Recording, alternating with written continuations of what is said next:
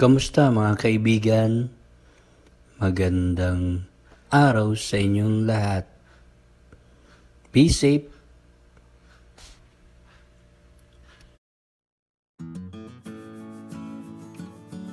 Hi guys, ito magluluto tayo ng Chicken Biryani. So ito yung mga sangkap na gagamitin natin. So meron tayong chicken, marinated in yogurt. So mga chicken legs siya. So marinate na siya sa yogurt at yung iba-ibang spices katulad ng cumin powder, onion powder, paprika, chili powder, para maanghang, cumin powder, salt, pepper. Legs na binili natin sa market dito. So marinated na siya. So nilagyan natin yung yogurt. So marinated siya sa overnight. So meron tayong cashew nuts, salt, meron tayong golden raisins, ito, boiled egg pang toppings, and then butter. May butter tayo dito, and then yung kinat natin na tomato, ginger, garlic, and onion, all julienne siya, chop. And then meron tayong mga spices dito additional. So meron tayong cinnamon stick, cloves, cumin seeds, whole pepper, and then bay leaves. So yan, mga additional spices yan. At chopped coriander. Ito po, chop na siya. So hugasan nyo muna sila and then i-chop nyo. So tapos yung kalahati itira nyo na hindi chop. So ito chopped coriander. So ihalo na natin sa ginagawa nating biryani. At Maggi and chicken cubes. So mga isang maliit na pack lang. Ayan. So additional pampalasa yan. So mag-start na tayo. Alright, ilagay na tayo ng butter.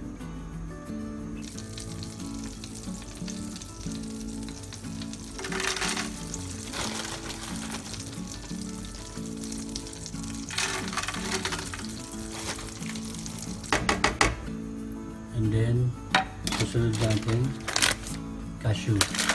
So kahit isang pakete lang, lagay yung cashew.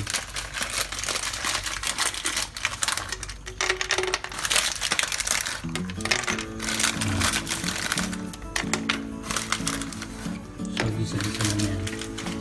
Okay. And next, gisa-gisa lang natin yan. Okay.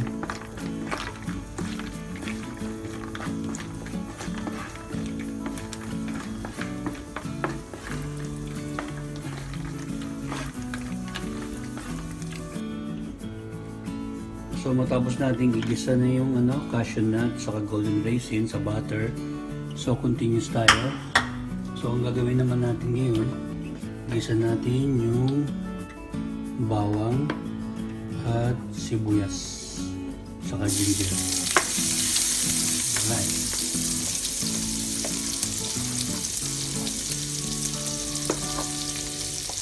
Ginger.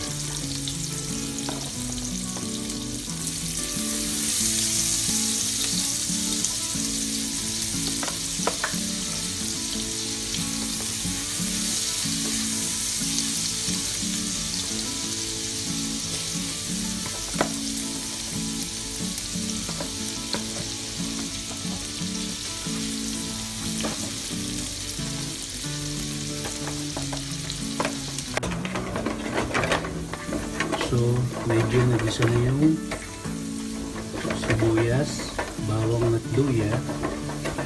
So, isunod nyo na yung kamatis. So, ito yung kamatis. So, buhos na lahat.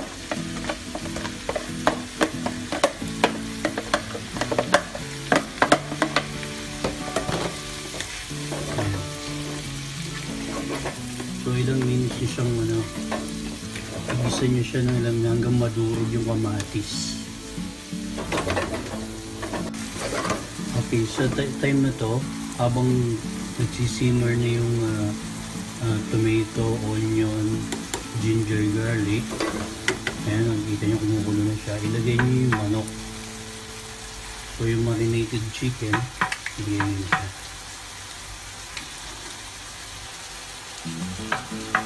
Okay. So isama yun siya sa pagkulo.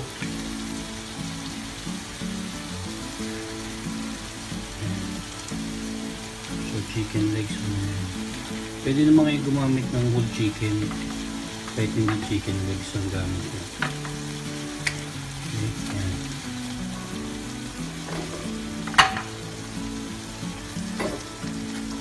So i-simmer lang natin siya kasama yung manok. Ayan.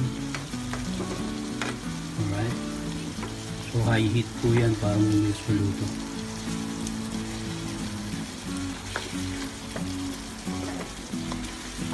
So ito na, lalagay na natin yung nor cubes sa kanya. So additional taste siya sa biryani natin. So isa lang okay na. Alright. And then yung chopped coriander na pinakita ko sa inyo kanina. So na-chop na natin to. So halo natin. Alas kalahati lang. Yan. Okay. So mix nyo lang siya. Alright. Mix nyo yung coriander. Yung chinap natin. And then yung Maggi chicken cubes na hinalo natin. So hayaan nyo siyang medyo mag-dry konti. Ayan. So nakikita na natin mabango. Okay.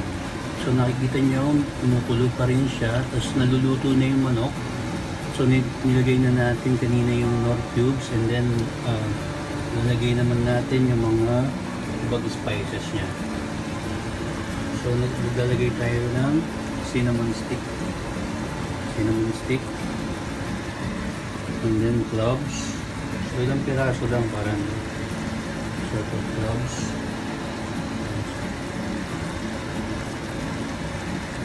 And then whole black pepper. Ayan.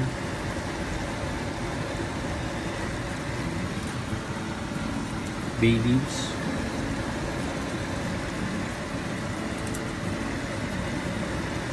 And then cumin. So kunting cumin, whole cumin lang yan. Ayan, cumin. Full cumin yan yung buo. And then halo lang. So then nalagay na natin yung ibang spices. So halo lang natin siya. Okay. Added kong palasa yan.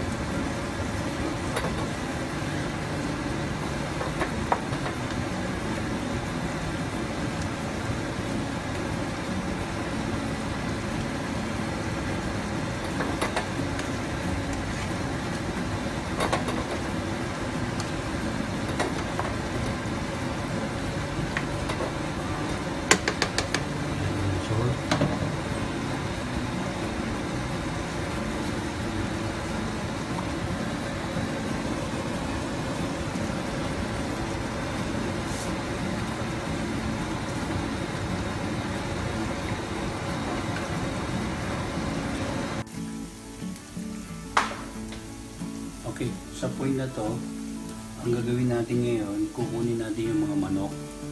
So yung manok kukunin natin kasi ipipirito natin yung manok.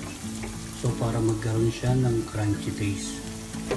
Para medyo mag-crunchy yung manok ko. Okay? Hahanguin natin siya sa sauce na ginawa natin. Okay? So tanggalin natin lang siya. So kahit habang kumukulo yung sauce na ginawa nyo, okay, tanggalin. Okay lang sumama yung sauce. So yun, kasi yun yung pinakalasa niya. Okay, yun yung tinatawag na masala. Masala. So sa India, yun yung tinatawag na masala. So yun yung sauce. So ito yung sauce na ginawa natin. So ihiwalay natin siya kasi gagamitin natin yung pan para paggawa ng manok. Pipirito natin yung manok. So ito yung sauce. Kumuha tayo ng isang pangpat para dito natin lalagay yung sauce. Okay?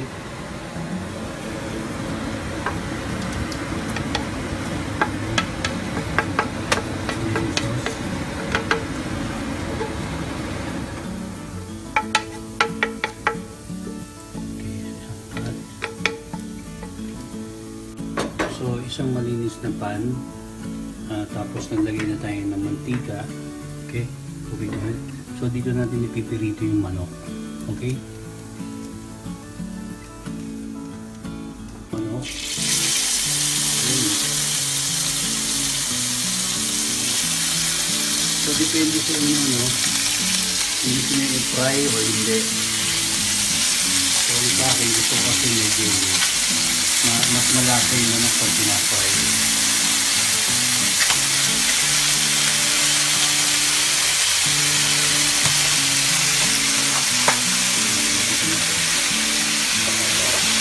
So okay na, medyo napirito na yung manok.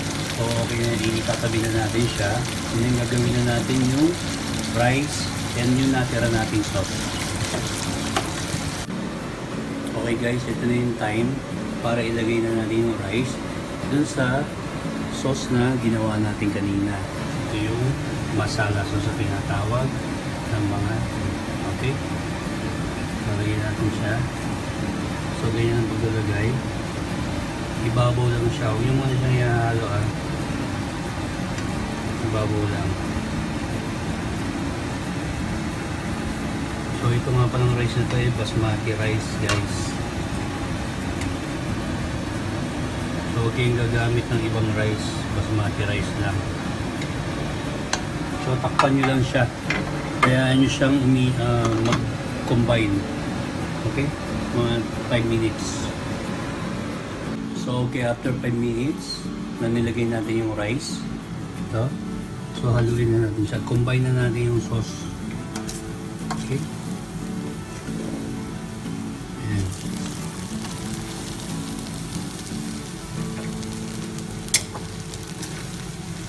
So combine na natin siya. Okay. So siguraduhin na hindi siya may basang-basa. So mas maganda yung ayos na ayos lang yung sauce niya dun sa rice nyo. So mas marami yung rice kaysa sa sauce dapat. Ayan. So combine na siya. So kung makikita nyo, hindi masyadong marami yung sauce sa rice. So okay lang siya. So kailangan at least mas lamang yung rice kaysa sa sauce. Okay?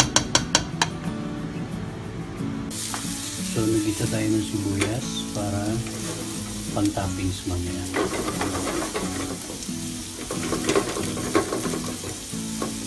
So okay, luto na yung kanin natin, may sauce, and then yung manok, plating na po natin siya. Okay? So nilagay ako ng dalawang manok sa ilalim.